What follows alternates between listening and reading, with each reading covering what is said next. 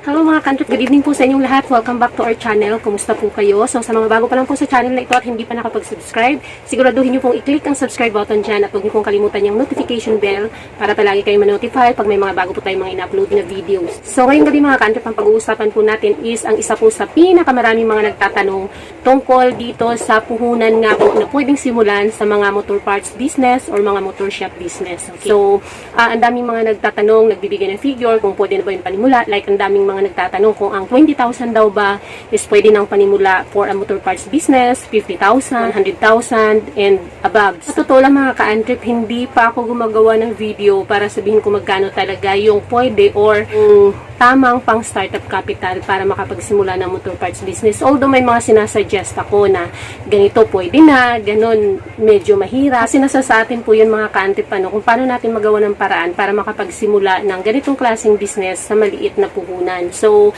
sa mga nagtatanong po na kung pwede na daw ba ang 20,000 na startup capital, so, i-discuss ko lang dito sa inyo mga ka-antrip pero hindi ko sasabihin na hindi pwede or hindi kaya at hindi ko rin sasabihin na pwede na or kaya na. Kasi nasa sa inyo po talaga yun kung paano nyo siya maparoling, kung paano nyo siya simulan sa maliit lang na puhunan. So, bibigyan ko lang kayo ng idea kung yung iyong 20,000 ba o yung maliit na puhunan na yan is kakasya ba doon sa mga tinatanong nyo. Karamihan kasi ng mga nagtatanong, halimbawa sasabihin, ma'am, 20,000 po ba? Pwede na ba sa mga isasuggest nyo mga basic or yung mga fast-moving items? Okay? Ibabalik ko rin sa inyo ang tanong kung kakasya na ba ang 20,000 to 30,000 pesos mo pang bilang panimulang kapital para sa mga fast-moving items na ito. So, kagaya ng palagi kong sinasabi, kahit na fast-moving items yan, kahit na ilang items yan, may mga brand kasi na medyo mataas. Sa inyo po yun kung paano po ninyo ipapurchase yung mga fast-moving items na yun. Kasi kung per box or maramihan mo siya ipapurchase, hindi talaga kakasya ang iyong 20 to 30,000 pesos na puhunan. So, ito yung may isasuggest ko po para doon sa mga may mga maliliit na puhunan, lalong-lalo na doon sa mga nagtatanong kung po pwede na ba ang 20 to 30,000 pesos na pangpuhunan para sa mga fast-moving items na ito. Okay. So, number 1 mga ka-antrip is, unahin nyo po is bearings. Fast-moving yung mga bearing na yan. Ang problema kasi, yes, pag sinabing bearings, okay, hindi lang kasi isa ang bearings mga ka-antrip na fast-moving.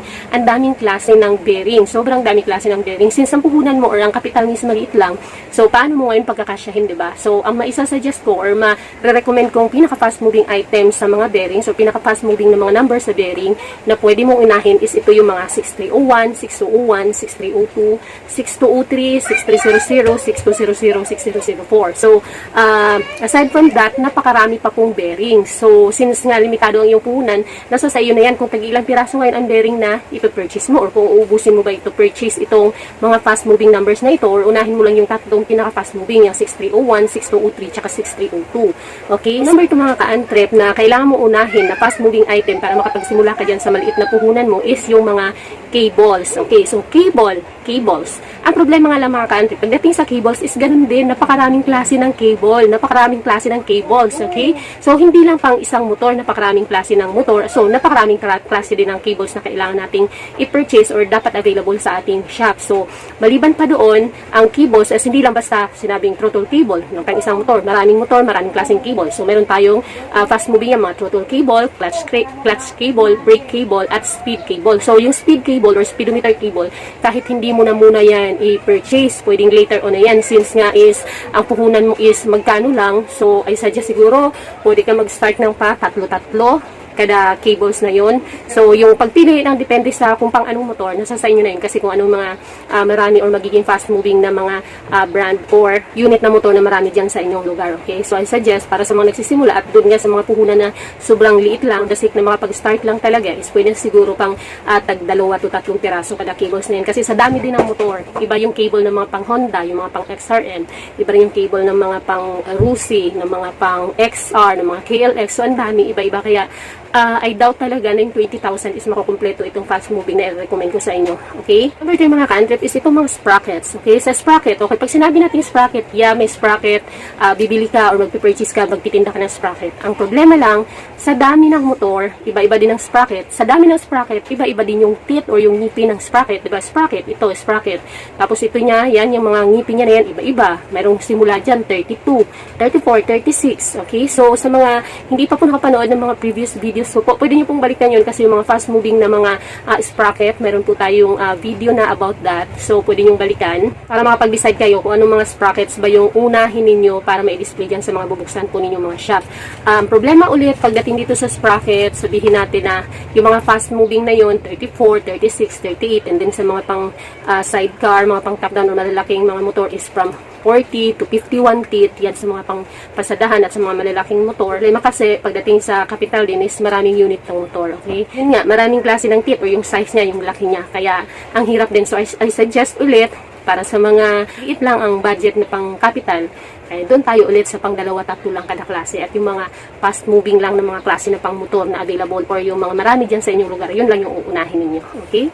So number 4 mga ka-antep, kung meron tayong rear sprocket, of course, meron din tayo mga kailangang i-purchase or ibenta ng mga engine sprocket. Partner po siya ng mga rear sprocket.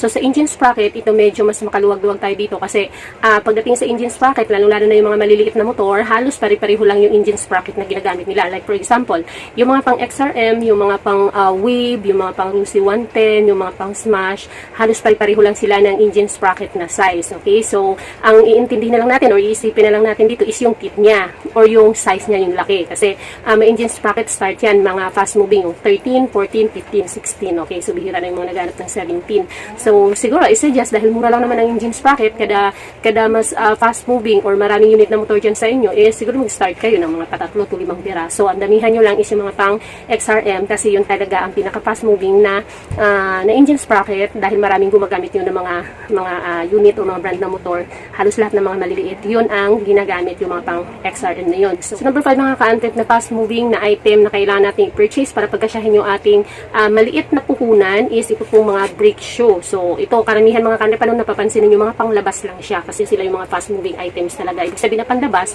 hindi siya yung mga panloob ng mga makina talaga ng mga pyesa. So mga panglabas lang ito.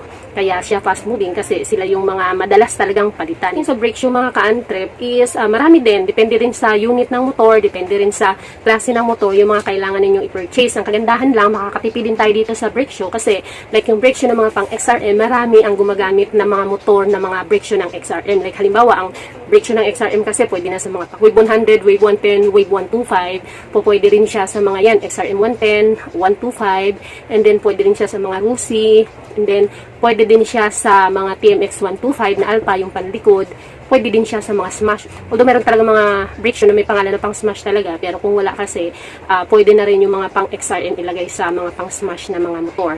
Okay? Yung mga pang Honda kasi na brake shoe is pwede na rin mayroong mga Rusi na mga gumagamit na pang Honda, na mga pang TMX 155 na mga brake shoe, and then pang Euro, yung mga pang HD3, yan yung mga Bajaj City 100B, halos pare-pareho lang sila ng brake shoe. Kaya kapag nag-purchase kayo, medyo dami-damihan ito kasi maraming klase na gumagamit. Halimbawa, yung brake shoe, di ba, ng mga pang XRM. So, ibig sabihin, dapat purchase mo dito mga sa 6 pieces pataas kasi maraming gumagamit ng mga motor. So, number 6 mga ka-antep is yung mga kadena. So, yung mga kadena, pagdating po sa mga kadena mga ka-antep is meron tayong iba-ibang size ng mga kadena, iba-ibang length, mayroong 110, mayroong 120, mayroong 130 na mga haba. Yan ang mga fast-moving numbers na mga kadena. So, meron tayong mga light duty lang, yung mga maninipis, mayroong mga heavy duty, yung mga kapal at karamihan ng mga gumagamit yun is yung mga malalaki motor at yung mga sidecar para mas matibay at mas makakatagal talaga, di ba? So, yung mga light duty kasi karamihan is mga gumagamit lang yung mga pang single at mga maliliit na motor. So, fast moving din yun kasi napakaraming mga maliliit na motor. At para doon sa mga, halimbawa, ang location ninyo is hindi naman talaga sa mga high-end area, mas marami po ang bumibili ng mga light duty lang, lalo na kung mga pang service lang ng mga single na mga motor at kung mga maliliit lang. Meron ding mga naghanap ng 420, yun yung mas manipis, mga pang high speed na mga kadena. Kaya lang, mas maganda kung may 420 ka na kadena, dapat meron ka ring 420 na engine sprocket at saka mga rear sprocket. Pero since nagsisimula ka pala mga ka-antep at saka konti lang yung puhunan mo, hindi mo naman ma-available lahat dahil nga ang puhunan natin is napaka-tight talaga. Kumbaga, para lang talaga makapag-start, kahit papaano, mapa-roll, masimulan, is kahit huwag ka na muna mag-purchase ng 420. Ang importante dito is 428 na 110 at saka 120 ang haba. kahit na kontian mo lang yung pang heavy duty, mas damihan mo yung light duty kung marami namang mga single na mga motor doon sa inyong location. Okay? So number 7 mga ka-antrip is ito pong mga tube or mga inner tube or mga tinatawag nating interior.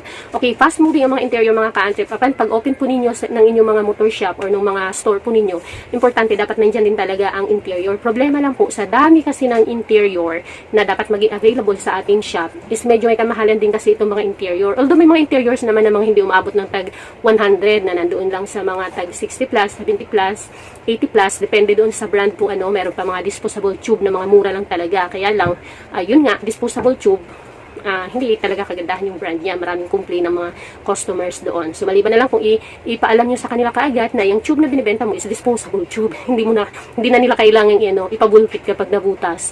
Diretso na dispose and then change talaga, no? So, napakaraming mga sizes ng tube. So, magsimula tayo. Mayroong pinakamaliit yung 1.75 by 17 or 1.85 by 17. And then, 200 by 17 to 25 to 50 to 75, 300 by 17. So, 17 pa lang yung pinag-uusapan natin. Paano pa yung mga 18, 16, 19, 21, di ba? 18. So, ang may suggest ko, dahil sa dami ng klase ng tube at sa dami ng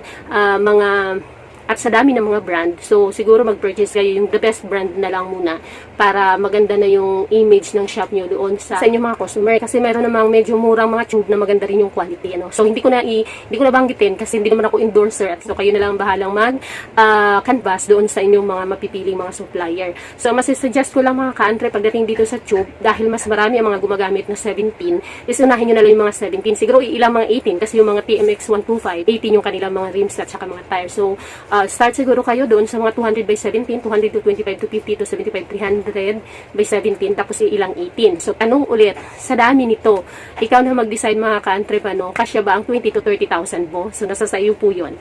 Hindi ako magsasabi na hindi, dahil ayoko madismaya ka at mawalan ka ng gana na kulang ang iyong 20,000. But in reality, in real talk mga ka-antrip, since binibigay ko na itong mga pointers na ito, itong mga idea na ito, ikaw na lang ang mag-realize sa sarili mo kung kakasya na ba or kailangan mo pang dagdagan yung iyong puhunan para maging available itong mga fast-moving item na ito. At nga pala, hindi mo naman kailangan totally talaga sundin itong mga sinasabi ko ng mga fast-moving item. Pero para doon sa mga nagtatanong at nangihingi ng idea kung ano yung may isasuggest ko, ito yun. Pero kung hindi ma-afford ng budget mo, edi simulan mo na lang ka-antrip kung anong meron ka na budget or na pangpuhunan. Tapos, piliin mo na lang kung ano yung mga sa tingin mo dyan sa iyong lugar, sa iyong location at ng mga customer mo na mas mabenta ka agad sa kanila ng mga klase ng mga items. Okay? So, last mga ka-antrip, para makompleto ang iyong fast-moving items para dyan sa iyong maliit na puhunan is ito pong mga brake pads. Okay? So, sa mga brake pads, ganun din, maraming klase ng brake pads. Para sa mga motor, iba-ibang klase ng motor, iba-ibang klase ng brake pad. Although, may mga brake pads na same lang sila ng mga motor na pinagagamitan. Halimbawa, yung mga pang 110, mga pang XRM 110, so same lang with the Wave 110, at saka yung mga pang Rusi na 110, yung mga pang Thunder, may mga kapareho sila, yung mga KLX. So, yun na yung unahin ninyo kung ano yung mga sa tingin ninyo na mga fast moving na mga klase ng brake pad or yung maraming motor ba doon sa inyong lugar, yun yung mga unahin ninyo. Halimbawa, maraming XRM, mga Trinity, ganun. Di mag-purchase ka ng mga pang Trinity na mga brake pad. Okay? Siguro 6 pieces. Mura lang po ang mga brake pad. Meron ka dyan mabibili ng mga 30 to 35. Ayan na, idea na yan. So, sa 6 pieces, ilan lang yun. Kasi sa totoo lang mga ka-antrip, kung nakikita ninyo itong hawak ko, ilang page lang ito, nakaganyan pa siya na pag-type. Yan. Puro lang itong mga mumurahin na item mga ka-antrip. Pero, ang ano po nito, ang total amount po nito is nasa, ayan, 182,884. Ilan lang yan siya. Actually, ilang box lang yan. Karamihan lang dito na ano ko na in-order ko is, yan, mga brake pad, brake pad, sprocket, tube, mga maliliit lang ng halaga nito. Kaya nga lang, yun nga sinasabi natin, sa dami. Halimbawa, nag-order ako dito ng sprocket o per box. Ang mga sprocket ko na to, puro per box siya. Yan. Kaya lang, yan, pare-parehong pang XRM, kaya lang, merong 34, nag-start ako, 32, 34, 36, yan, mga pang XRM, per box is 25 pieces ang laman, ayan, 2 box, 2 box, ganun. So, naparami tayo, yung mga pang Dream, okay, start din ako ng 34, 30, ng 32, 34, 36, so, kukunti lang siya, yan, medyo Yan, ilan nga lang, pero umabot ito ng 182,884 pesos. So ayoko madismaya, kaka-antrep, kaya hindi ko masasabi o hindi ko sinasabing hindi ka pwede makapag-start kung magkano lang yung puhunan na meron ka. Ayaw kitang madismaya, pero ini-encourage ko na pwede kasi lahat makapag-start sa maliit na puhunan. Kasi kami mga ka-antrep, nagsimula din kami sa maliit lang na puhunan talaga. Utang pa nga halos. So nasa sa inyo na po yun kung paano diskartehan. Ang goal ng video na ito is para ma-realize kung kakasya ba yung puhunan na meron tayo para sa mga fast-moving items na dapat or pwede nating simulan para sa pag-open ng ating mga motor shop business or motor parts store. Okay? So sa mga patuloy po na sumusuporta dito sa ating channel, lumalaki na po ang ating channel mga ka-antrep. Maraming salamat. So sa mga walang sawang sumusubaybay, shoutout palagi sa Uno Motorcycle Parts and Accessories dito sa Tanawan, Calatagan, Batangas na palagi talagang present sa mga videos natin. Kay Ma'am Pam, sa Tita Pam, Sari-Sari Store, katabi po ng Uno Motorcycle Parts and Accessories sa Tanawan, Calatagan, Batangas. Actually, mag-asawa po yan sila. Kay Ma'am Pam is yung Sari-Sari Store at yung kay Sir naman Gilbert is yung Uno Motorcycle Parts and Accessories. So, ang ganda ng business nila. Thank you very much po sa inyong lahat. Don't forget to subscribe at i-hit nyo na rin po ang like button. Bye! See you in my next video.